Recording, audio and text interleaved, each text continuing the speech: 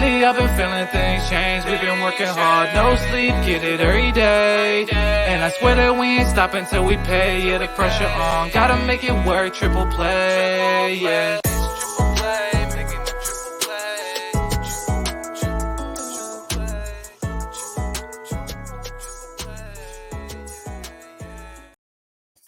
This is Triple Play Fantasy Basketball. On one end, I'm Coach Lewis. On the other end, Doc, who's vibing out to the intro each and every week. I wish we could just put his little visual, because his dances, they're one of a kind. We're trying to present you one of a kind Triple Play type fantasy talk. Week 7, the first NBA in-season tournament. Doc, I want to get your take on who you think is gonna win. Who you got out of these matchups? We got the Lakers and the Suns, the Kings and Pelicans on the other end. We got the Bucks and Knicks, Pacers and Celtics. What's your take? Who you got? I mean, those first quarterfinal games are at home. So I'm going to go a little bit contrarian. Of course. I think it's going to be Knicks over Pelicans in the finals. What? Yep. Okay. Both teams have been playing well. Pelicans got CJ McCollum and Trey Murphy back. Knicks have been hot. I think they match up well against the Bucks. Man. All right. So I'm probably got the total opposite here. I got the Bucks over the Knicks, the Celtics over the Pacers. Porzingis, I think that he'll be back, and I think that will be the determining factor as they cruise on. They beat the Bucks on the other end. The Lakers, although they are 2-0 against the Suns, and LeBron's been cooking JD. I just got to say that. I think they're due. I think they're a little beat up on the wings, and it's going to cost them. D-Book is playing lights out right now, so I think the Suns take down the Lakers. I think the Kings beat your Pels, and I think Swiper Fox takes the Kings to the championship game and lose to the Celtics. I like that. I wouldn't hate if that happened. Shout out De'Aaron Fox, who's playing like MVP level basketball, giving you 35, 6.5 assists. He had 40 last week. 40 piece. He's hitting 3 threes. That was his like big knock coming in is, he can't shoot from the perimeter. Now he's shooting, not just shoot threes, but he's shooting them off the dribble. He had 16 assists yesterday. That's crazy. Nasty. And he won NBA's most clutch player for getting the most points in the clutch last year. You need that. If it weren't for a broken hand, I don't know. I think that Warriors series could have gone different last year. You see the graphic. You see the main guy we're talking about, the high flyer, Obi Toppin, 48% roster last week. He's been cooking. 19 points, 3 boards, 2 assists, 62.5% from the field. When you got Tyrese Halliburton throwing you lobs left and right, if it's in the vicinity, he'll catch it. He'll put a reverse jam on Joel Embiid's face. 2 blocks a game. That's where, wow, we'll take those in categories leagues, and almost 3 threes a game. What's your take on Obi Toppin right now? It's getting a second life playing for Indiana. This is probably the best fit it could have been for him. When you look at the Knicks, and the Knicks spent a lottery pick on him, 11 minutes per game, 17 minutes per game, 15.7 minutes per game, and he was playing in the 60s and 70s games per season. Fits in with Indiana, 25 minutes a game. Coach, 61% on the season. Obi Toppin has given you, obviously, some points recently, 47 over the last 2. The blocks 4, that's a little bit of an anomaly.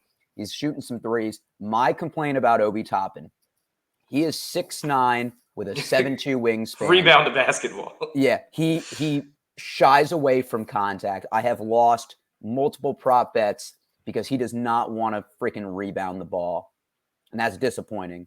Yeah, he was day one was not a Tibbs guy, so I'm glad that he's got a new scenery, little faith when it comes to when you got someone that can as a catch radius that he does for lobs and a playmaker like Tyrese Halliburton, it's just a good fit. So I'm glad that he's playing well. So I wouldn't say necessarily a must roster guy, but he's playing good right now. I'd stream him out.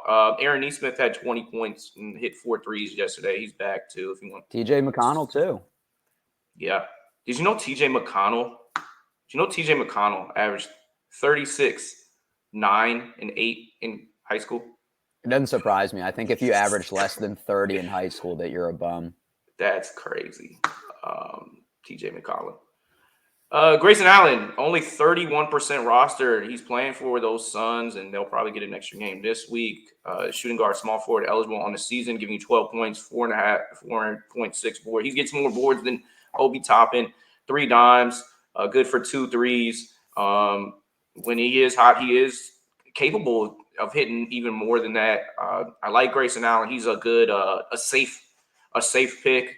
You have the choice between him and Eric Gordon. Eric Gordon, on the other hand, he's 53% roster. You can't find him as many leagues. In the last 2 weeks, 16 points, 2 boards, 3 assists, shooting 50% from the field and nearly 4 threes a game and a steal.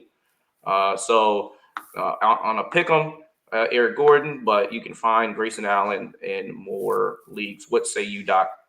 Grayson Allen is the Cats guy. Eric Gordon is going to hit you threes and he's going to score. But for the season, 2.2 rebounds falls in line with the last 2 weeks.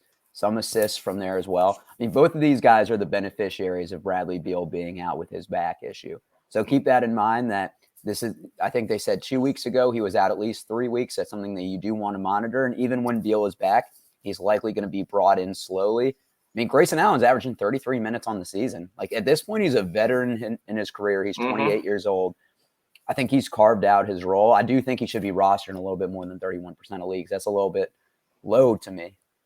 Yeah, he's a good NBA pro, and they got him out of that Ayton deal, and they made some savvy moves getting Eric Gordon, and it's looking pretty good there in Phoenix. Whenever we see Bradley Beal back, sky's the limit, honestly. All right, Robert Covington, the once beloved category owner, Rocco, he gets sent back to the place where he made a name for himself, and that's Philadelphia. He's 10% rostered, and last week 10 points, 6 boards. But he's the stocks. He's one of the stocks generals of the past. Ooh, a stock general. I like it. He's a stock general, and in the last week he's having a turn back the clock. 1.7 steals, 1 block a game. Again, fitting in pretty well. He's played with Embiid before, and it's looking good. Nick Nurse is utilizing these pieces that they got from the James Harden puzzle. This is someone that you need to add in a categories league. At least 1 block, 9 out of his last 10 games. We see last game against the Celtics on December 1st, 5 steals. Now, is he going to give you 18 points most nights? No. But he has that double-digit upside, but he's contributing in a lot of categories. I won't say assists, but even some rebounds recently. He's had 5, 7, 7, 6. Small forward, power forward, eligible. Coach, you remember a couple years ago when the Clippers were having him play the 5? Yep. Clippers and Blazers were playing him at the 5. So he's one of those real life basketball players that just does a lot of the intangibles. And I think those are the better players for categories league. So 10%, that's got to go up for next week. And it's fitting your role on a team. He couldn't really find that role with the Clippers and be successful. He's found it here in Philadelphia again. I'm not saying must roster 10%, but I am saying, stream for those blocks and steals categories into the week type of guys. He's a 3-and-D guy now.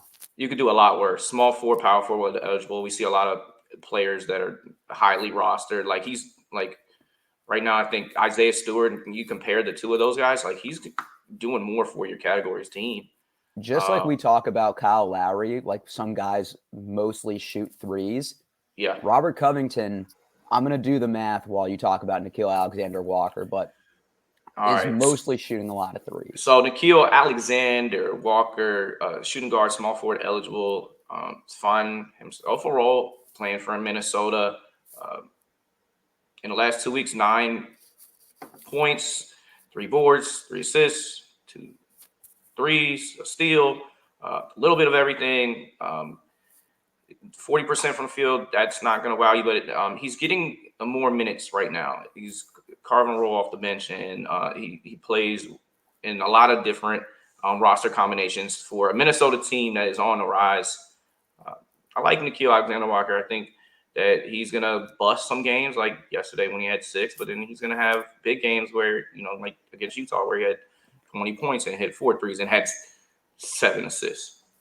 Don't forget 5 steals and 2 blocks. Let me tell you, that's a non-sexual act that turns you on if I saw somebody had 5 steals and 2 blocks.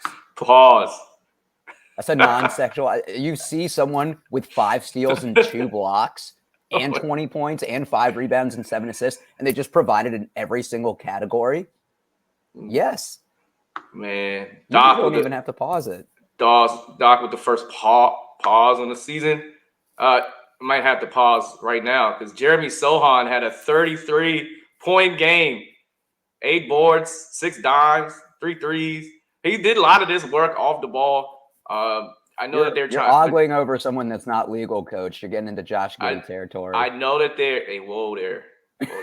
Just keep Josh Giddey's name on fantasy topics only right now on this pod.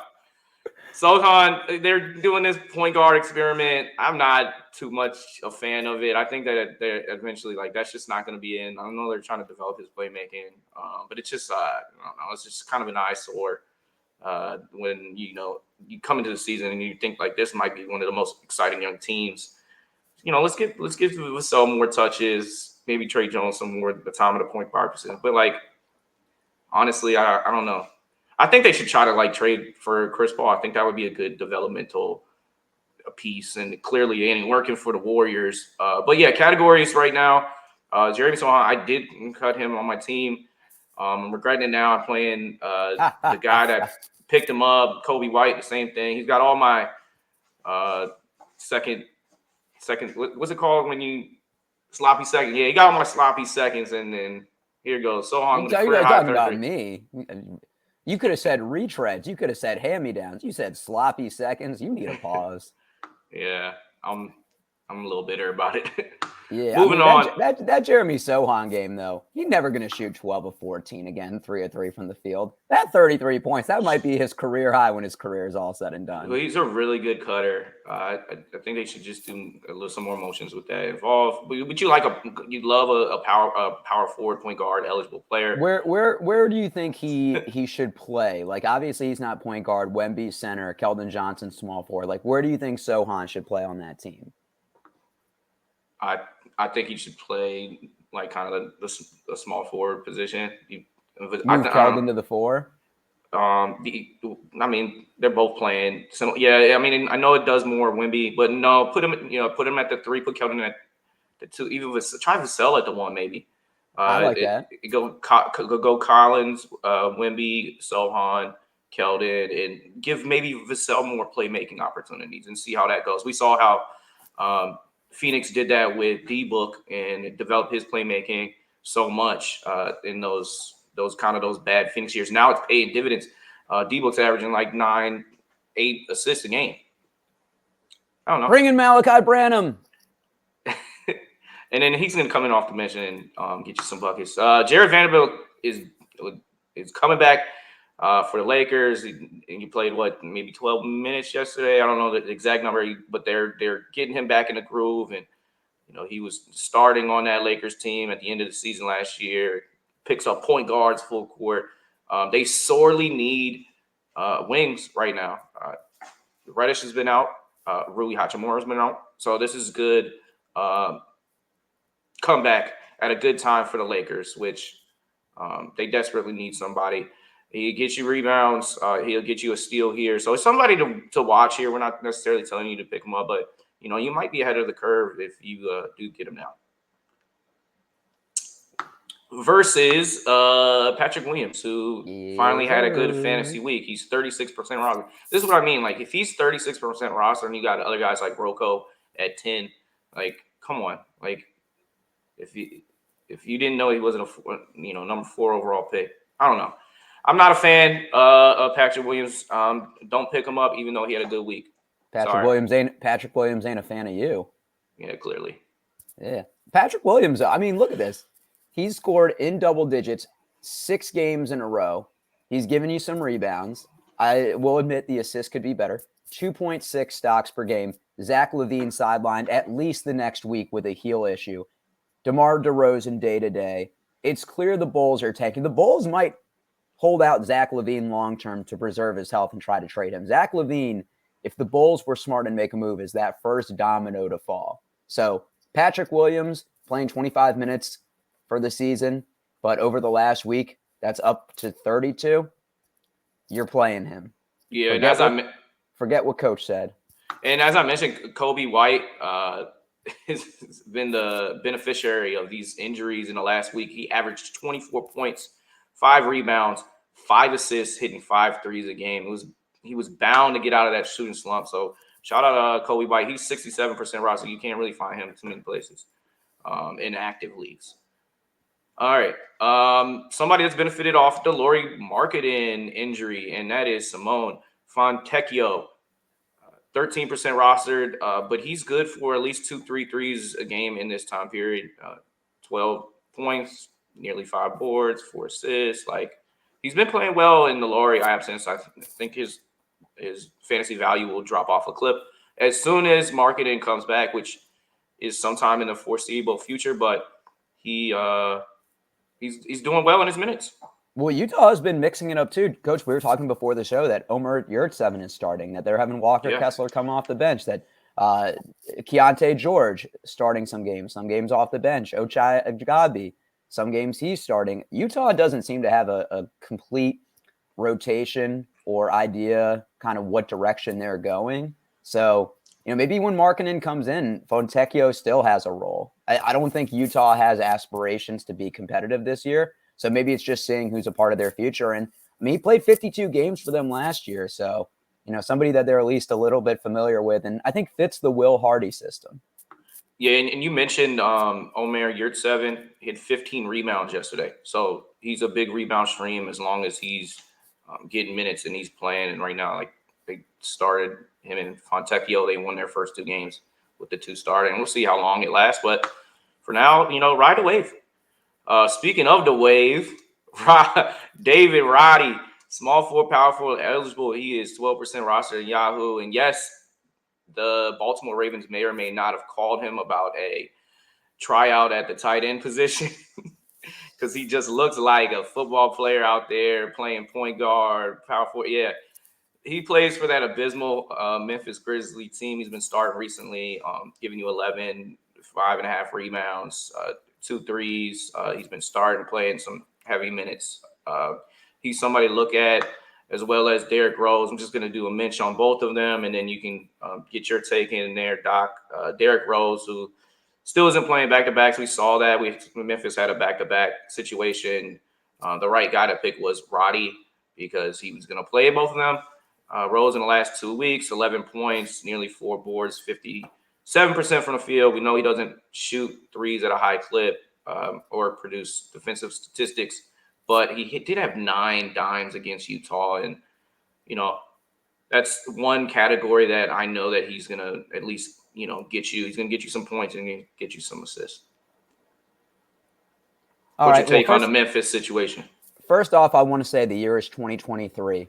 And I did not think we would be talking about Derrick Rose as a viable fantasy streamer in 2023. But here we are. Congrats, Derrick Rose. Your career has been longer than we thought, and wish you the best. I can't believe you've had a 15-year career with the injuries. That's saying something about your perseverance. All right, he's part of my graduating class, that 2007 high school class. Same thing with Eric Gordon. So, all right, Coach aging himself. I can relate. All right, I said nice things about Derrick Rose. Now I'm going to tell you the reality. You don't add him unless you need a streamer. He's played over 25 minutes once this season, and that's the game that James talked about, that he had 9 assists. But he's shooting less than 40% from 3, 2 rebounds, 3 assists on the season, half a steal. Memphis is playing him out of desperation, but he's not playing back-to-backs. Once again, he's a streamer, but he's not somebody that I would add. I mean, I'm going David Roddy instead. Just from the stake of playing minutes, Derrick Rose averaging 19 on the season, David Roddy averaging 24. He's going to give you, I think, a little bit higher ceiling with points. Obviously, more rebounds, a little bit more defensive statistics. Going to shoot the 3, eligible at more positions. And, Coach, we've kind of seen them rotate, big men in. And I'm not saying any of these are long-term guys, but we were talking about Aldama a couple weeks ago. Aldama coming off the bench. He's the guy to get right now. He's only 53% rostered. Last week he had a 17 and 12 rebound game. He's good for stocks. If he's available, go get him. He's power forward center eligible. Sometimes we don't mention people that are, over 50% roster, but Santi is the guy for the Grizzlies if there's someone available. But I just look over year, because this is Roddy's second year with them, averaging more minutes, more points, better field goal percentage, better rebounds, more assists, more steals, more blocks. I'm not saying he's going to be someone that makes a big impact, but I do think he's someone that has a little bit of an upward trajectory. Yeah, and maybe getting these minutes and this experience is going to help Memphis in the long term. I mean, they were the second seed in the Western Conference the last 2 years prior to this year, and John Morant will come back, and Steven Adams ideally does come back next year, and all the other injuries. Brandon Clark does come back, so they do have a good. They have the best injured reserve roster in the NBA right now. And it's not even close. So they will bounce back, but this year maybe they get a nice draft pick. Maybe, they develop the younger players like Roddy. You got to think about those things. Speaking about younger player development, that's kind of been a topic of conversation for the Warriors for several years now. But Brandin Pods, when he gets in the game, kid's good. Steve Kerr mentioned that he was going to play in every game, and then we saw within the last week he had a coach DNP, so don't believe everything that he says. That's the same game that Moses Moody, they pulled him out. So they, for Andrew Wiggins, who's having the worst year of his career. Anyways, it's about Pods. If he does play, he's really good for fantasy because he can do a little bit for categories leagues, particularly because he shoots a high percentage. He can get you some rebounds, assists, and 2 3-pointers a game within the last week. So I don't know. I like him. I think he's got a really good feel for the game of basketball. He's going to be a good pro down the road. Coach, he played 37 minutes yesterday against the Clippers. You know who played more than him? No one. Exactly. Steph Curry had 37 minutes. Everybody else played less than that. Now, obviously, it is coach speak. We see he plays 37 minutes, 31 against the Clippers before, then a coach DNP in 12 minutes the game before that. But he looked good yesterday. He's 6'4", got 6 rebounds. I don't want to say that he's more valuable than someone like a Klay Thompson or Andrew Wiggins. I'm not saying that at this point. But when you look at a recency bias and what they're going to do, Klay Thompson is somebody that needs the ball in his hands to produce, that is going to come off screens and shoot. Andrew Wiggins is a scorer.